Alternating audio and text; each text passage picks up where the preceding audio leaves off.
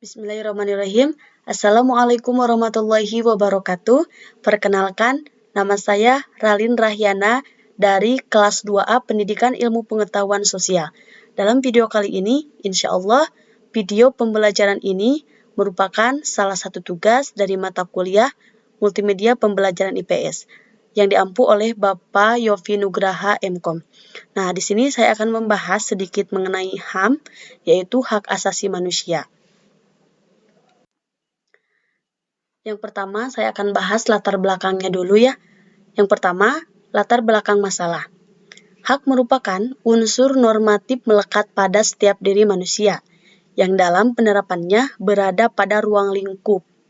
Hak persamaan dan hak kebebasan yang terkait dengan interaksinya antara individu atau dengan instansi.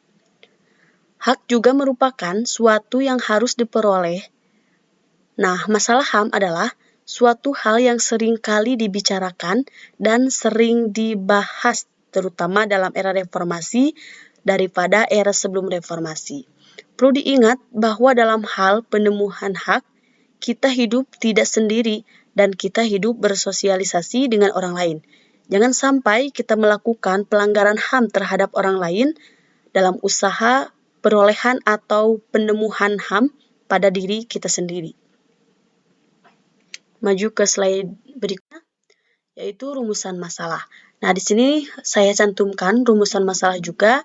Yang pertama ada bagaimana sejarah HAM, yang kedua bagaimana hakikat HAM, dan yang ketiga apa saja sih macam-macam HAM, yang keempat seperti apa pelanggaran dan pengadilan HAM.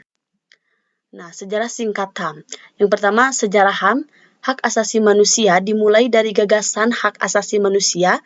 Gagasan hak asasi manusia muncul sebagai reaksi atas kesewenang-wenangan penguasa yang pemerintah secara otoriter. Munculnya penguasa yang otoriter mendorong orang yang tertekan hak asasinya untuk berjuang menyatakan keberadaannya sebagai makhluk yang bermanfaat. Nah, selanjutnya ada sejarah HAM di dunia. Sejarah hak asasi manusia berawal dari dunia barat Eropa. Seorang filsuf Inggris pada abad ke-17, John Locke, merumuskan adanya hak alamiah, natural rights, yang melekat pada setiap diri manusia, yaitu hak asasi hidup, hak kebebasan, dan hak milik.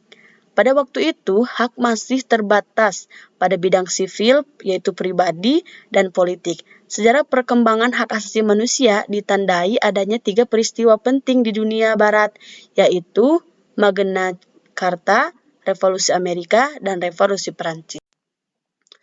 Selanjutnya itu sejarah HAM di Indonesia. Sepanjang sejarah kehidupan manusia, ternyata tidak semua orang memiliki penghargaan yang sama terhadap sesamanya. Ini yang menjadi latar belakang perlunya penegakan hak asasi manusia, karena manusia dengan teganya merusak, mengganggu, mencelakakan, dan membunuh manusia lainnya, bahasa yang satu dengan semena-mena menguasai dan menjajah bangsa lain.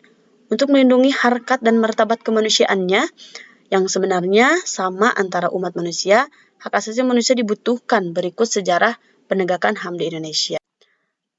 Yang pertama ada hakikat HAM. Manusia adalah makhluk yang diciptakan oleh Tuhan Yang Maha Esa dengan segala kesempurnaannya. Salah satu kesempurnaan yang diberikan Tuhan kepada manusia adalah akal dan pikiran. Yang membedakannya dengan makhluk lain sejak diciptakan dan dilahirkan, manusia telah dianugerahi hak-hak yang melekat pada diri dan harus.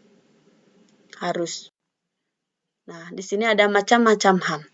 Hak asasi pribadi, personal right, hak asasi ekonomi, property rights, dan ketiga hak asasi politik, political right. Nah, di sini ada pelanggaran dan pengadilan HAM. Pelanggaran dan pengadilan HAM, unsur lain dalam HAM adalah masalah pelanggaran dan pengadilan HAM. Secara jelas, Undang-Undang Nomor 26 Tahun 2000 tentang Pengadilan HAM mendefinisikan HAM tersebut. Pelanggaran hak asasi manusia adalah setiap perbuatan seseorang, kelompok, orang, atau termasuk aparat negara, baik disengaja ataupun tidak disengaja, atau kelalaian yang secara hukum mengurangi, menghalangi, membatasi, dan atau mencabut hak asasi manusia seseorang atau kelompok orang yang dijamin oleh undang-undang dan tidak didapatkan atau dikhawatirkan tidak akan benar atau dikhawatirkan tidak akan memperoleh penyelesaian hukum yang adil dan benar berdasarkan mekanisme hukum yang berlaku.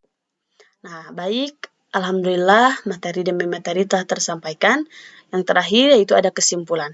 Hak asasi manusia dimulai dari gagasan hak asasi manusia. Gagasan hak asasi manusia muncul sebagai reaksi atas kesewenang-wenangan penguasa yang memerintah secara otoriter.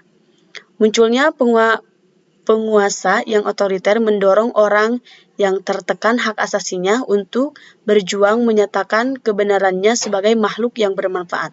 Baik, hanya itu yang dapat saya sampaikan. Alhamdulillah materi demi materi ada kesimpulan juga sudah tersampaikan. Insya Allah bermanfaat bagi kita, khususnya bagi saya sendiri, umumnya bagi Anda sekalian yang mendengarkannya. Baik, terima kasih. Wassalamualaikum warahmatullahi wabarakatuh.